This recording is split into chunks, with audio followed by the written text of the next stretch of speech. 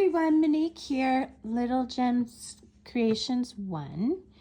Today I'm going to show you how to do some button sewing. So I made this sweater. I'll put a link for it in the description.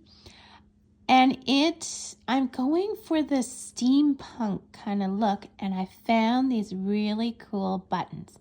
So what I do when I'm sewing on buttons is I save my yarn ends from when I weave those in, and I'll put a link to the video on how to sew in yarn ends.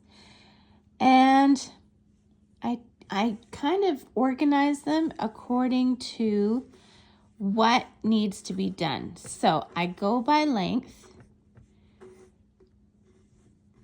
So this one is my smallest length, so that would be the thread that I use for the shank button. And by shank, I mean it's got one of the nubbies on the back. And then the next two I would use for the medium-sized buttons. And then this isn't really a button, it's more just a gear. And I was thinking I would do like 5 stitches, and so I'm going to use the longer piece there. So let's start with the shank.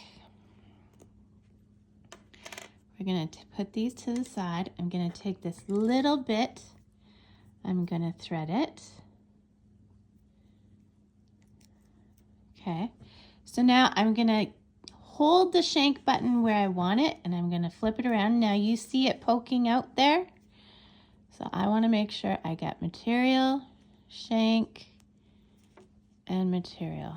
That's too much material. There we go. Okay, we don't want to go too far. I like to go through it twice. I don't have a lot of yarn though. Woo! What I just did. Okay. Oh, well, maybe we'll have to go through it again this way. Again, too much. So I dropped my yarn, but here's how I get around that. I take that yarn and I'm going to put it through the needle that's already through the shank. Now remember, I'm working around a camera, so it's a little bit more of a challenge for me, but it's a good workaround too. I may have to do this off camera. Yeah, I'm going to have to do this off camera. I'll be right back. So there we go. It was like all of 3 seconds off camera because I wasn't working around a camera.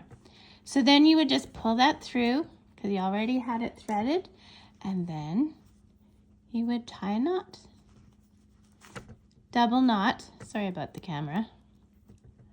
Shouldn't bang it. And this is because I have no more of this yarn. That's why I'm doing the struggle. So then I trim my ends. And that's how I sew on a shank button. I'll put a link in the description for showing you how to do the other buttons and the gear. I'll put links in the description, so check it out. So there we go. We got one of the buttons on and just a little bit of waist. Thanks for watching, guys. Check that description to see how to sew on the gear and the other buttons. Bye now.